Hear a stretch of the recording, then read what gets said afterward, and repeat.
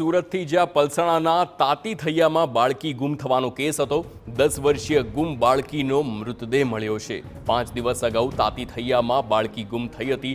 અવાવરૂ જગ્યાએથી હાલ બાળકીનો મૃતદેહ મળ્યો છે, તો બાળકીના મૃતદેહને મળતા તપાસ હાથ ધરી છે। જિલ્લા પોલીસ બેડામાં દોડધામ મચી ગઈ છે।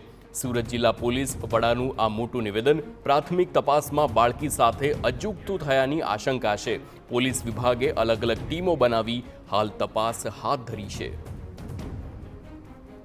તારીખની બપોરે કડોદરા પોલીસ સ્ટેશનના તાતીથૈયા ગામે 10 થી 11 વર્ષની બાળકી ની ગુમ થવાની હકીકત 18 તારીખે રાત્રે કડોદરા પોલીસ સ્ટેશનને મળતા Kadodara police station, LCB, SOG અને ઇન્ચાર્જ ડીવાયએસપીની ટીમ બાળકીને શોધવા માટે CCTV, technical, non technical, mobile forensic તમામ રીતે પ્રયત્નશીલ હતા।